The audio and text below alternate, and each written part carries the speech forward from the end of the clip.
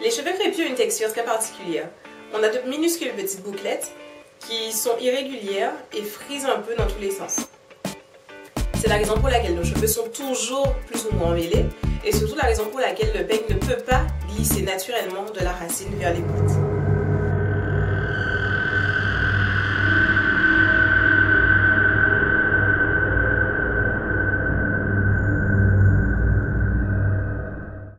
Faut avouer en plus que question peigne, on hérite la plupart du temps de pas mal de mauvais gestes qui viennent de nos parents et de la culture populaire du cheveu crépus. Moi par exemple, quand j'étais petite, ma maman me coiffait avec un petit peigne à sec et elle insistait pour que tout le temps mes cheveux soient complètement bien démêlés, limite brin par brin. Et les professionnels ne sont pas mieux. J'ai une anecdote marrante d'un salon de coiffure où donc la coiffeuse prend le même petit peigne que ma maman quand j'étais petite et commence donc à me coiffer les cheveux assez brutalement. Et quand je lui ai fait la remarque que son peigne était trop petit, qu'il fallait qu'elle me prenne le plus gros peigne, qu'elle applique du démêlant sur mes cheveux et qu'elle le fasse délicatement partant des pointes, elle m'a dit: mais comment ça? Mais ça démêle pas réellement les cheveux, ça, vos cheveux ne seront jamais démêlés de cette façon avec un gros peigne. Je lui ai dit: mais comment ça? Bien sûr qu'ils sont démêlés.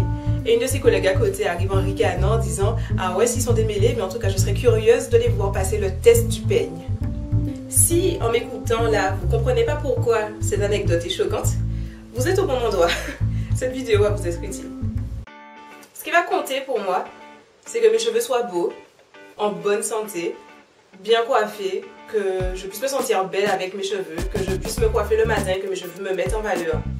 J'ai vraiment une vision purement esthétique des cheveux et de leur beauté et de ce qu'ils sont censés m'apporter au quotidien.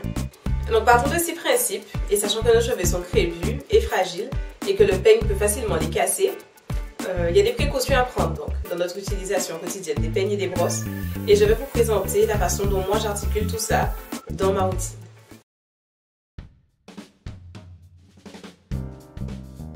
Des cheveux crépus dans leur état naturel seront toujours un peu emmêlés, un minimum. Le but du démêlage régulier, c'est simplement de conserver ce niveau d'emmêlement bas pour pouvoir se coiffer au quotidien, pour pouvoir les manipuler et faire ce qu'on a envie de faire comme coiffure. Ce qui veut dire donc pas forcément démêler à 100%, ça veut juste dire enlever les nœuds qui pourraient apparaître, vraiment faire en sorte juste qu'il y ait de la malléabilité et la possibilité de les manipuler. Ensuite, le démêlage sert aussi à enlever les cheveux morts de nos cheveux.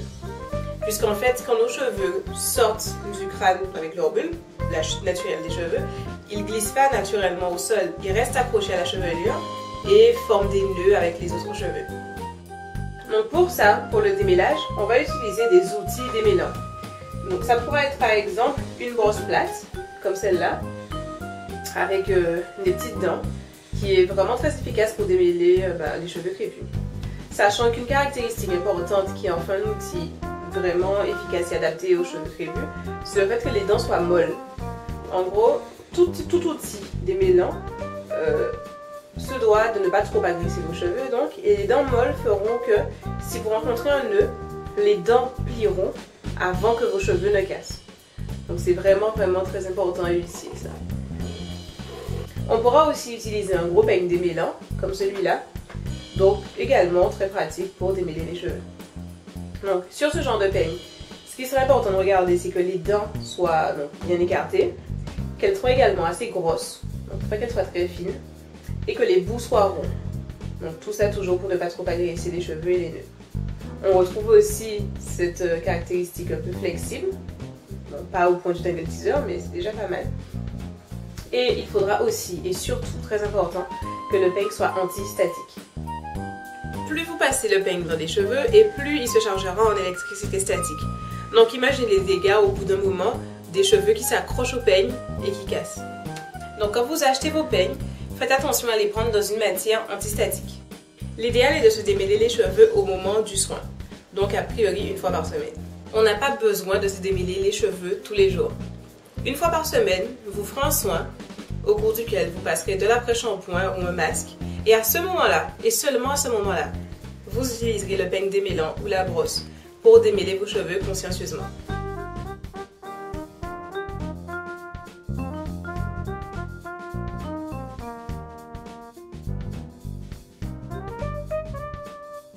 Ensuite, au cours de la semaine, vous pourrez conserver un bas niveau d'embellement pour vos cheveux en dormant avec de grosses nattes.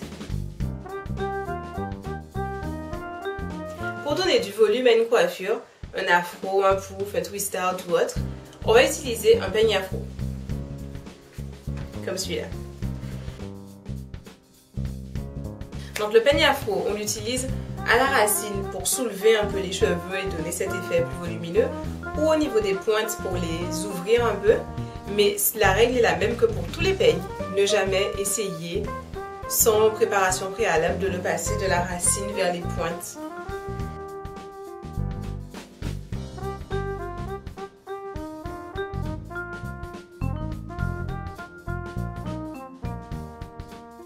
Pour aplatir ses cheveux, donc pour faire un chignon, un pouf ou toute autre coiffure tirée, on va utiliser une brosse de ce genre, avec des poils doux de préférence. Donc en poils de sanglier, ce sont de très bonnes brosses. Il faut vraiment faire attention. En gros, si quand vous faites ça, ça vous fait mal, c'est que ça fera mal aussi à vos cheveux, concrètement. Donc vraiment des poils doux, ça aplatit tout aussi bien, mais ça n'abîme pas.